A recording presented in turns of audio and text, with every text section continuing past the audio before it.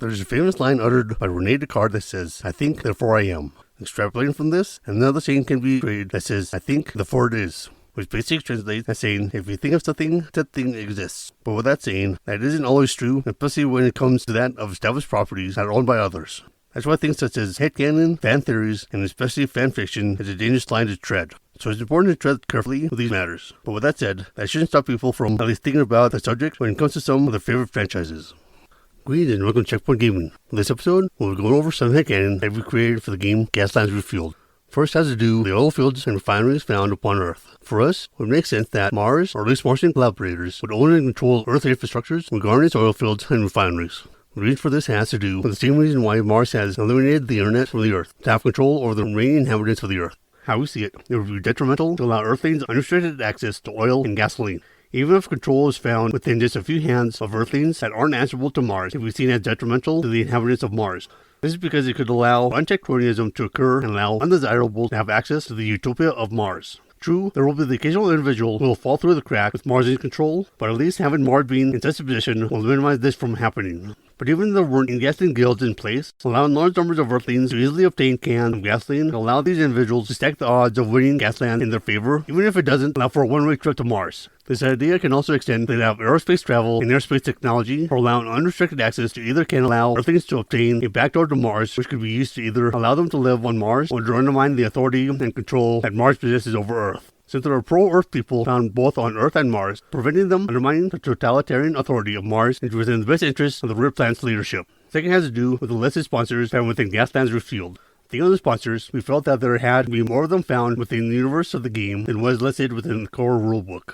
Even if there saw a massive population reduction after the Martian War of Secession, there still has to be a fair amount of people found around the world. Because of this, since listed sponsors formed after the war, other groups had to have done the same in their given parts of the world. This can be seen with Africa, China, India, and mainland Europe, just to name a few. Yes, Michigan can be seen as a European sponsor since it comes from Russia, but a large part of Russia is found within Asia, not Europe, so it's possible that Andre Michigan came from Siberia or other parts of Russia that's found east of the Urals, not west of them. True, the majority of Russians live west of the Urals and the European part of the country, such as Moscow and St. Petersburg, but that's in pre-secession times. Until we get official word on this, we can't say what part of Russia Michigan is from, but if we had to say, we're favoring him being found east of the Ural. So with all that said, we think that the listed sponsors in the game are just the major sponsors found within the game, but there are also a number of smaller sponsors in existence as well, found throughout the Earth, even if they are never listed. When it comes to that of the spin-off game, the Martian Racing Federation, the same logic can be applied to the 4 listed sponsors, but to a lesser extent. We say this because we feel like the barrier for entry in becoming a Grav Racer sponsor is much greater than that found on Earth due to the greater financial investment needed to not only buy the Grav Racers, but also to maintain them. So unless we see Mars become even more decadent,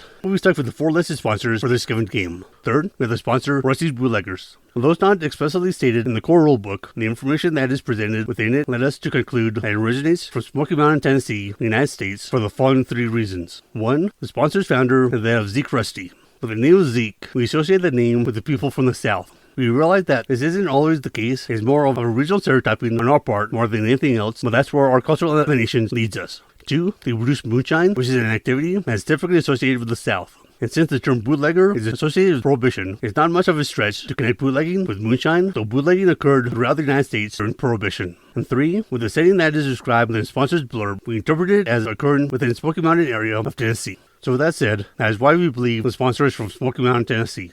As you were editing the script, it led us to develop a spin-off headcanon that sees Rusty's Bootleggers having a natural rivalry with the sponsor Highway Patrol. This stems from the history of NASCAR and it originating during Prohibition with the bootleggers and rum runners developing vehicles that allow them to outrun law enforcement while they are transporting their illicit substances. And since Rusty's Bootleggers can be seen as the spiritual successors of the original bootleggers and rum runners, it makes sense to us that this rivalry between them and the Highway Patrol would be found within Gaslands. Fourth, we have the sponsor Slime. For some reason, we see the city of Anarchy being located somewhere within the interior of Australia, which is commonly referred to as the Outback. But from a practical point of view, it would make more sense if it was located on or close to the coast. The reasons for this are 1. Australia's major population centers are found along the coast. 2. Access to resources after the Martian Secession War would be found in these old population centers, thus allowing new communities to emerge from the old and find their footing. And 3. The Outback is hostile in the history of preventing European migrants from establishing settlements within its barren wastes. With that said, since Gaslands has Mad Max feel to it, and the Mad Max franchise is seen as occurring within the waste of a post-apocalyptic Australia, it's not much of a leap to see anarchy found in the Australian interior.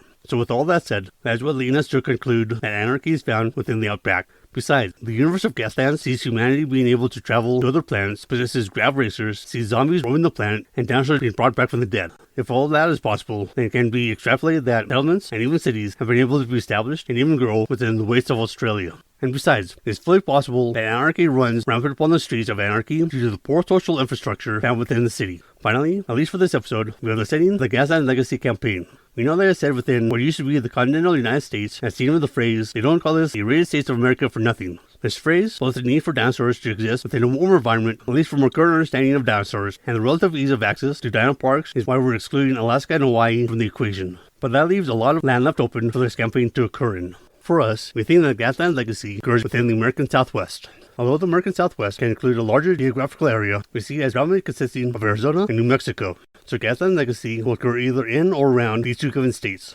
And since the US-Mexican border is essentially gone, this campaign can also occur within the northern area of Mexico that is found just south of Arizona and New Mexico. Hell, any border walls or related structures can even be used as part of the Gaslands program of scheduling. Can you imagine buggies, motorcycles, and performance cars revving their engines up, over, and even across these structures? That can be a sight to see. So with that said, that will conclude the first episode of ours pertaining to the effect canon for Gaslands Refueled. We plan on releasing future episodes on the subject as well, so keep an eye out for those episodes. These future episodes will also include fan fiction and fan theories connected with this game. But we won't limit headcanon, fan fiction, and fan theories to just that of Gaslands, for we'll include other games as well. And if you have any headcanon and or fan theories that you'd like to share with us, feel free to let us know, for we would like to hear them. If you like this episode, feel free to give it a like, and if you want to stay up to date any future episodes we upload, go ahead and subscribe. You can also support us on Patreon for those $1 a month at patreon.com/checkpointgaming. See you in the next episode, and happy gaming.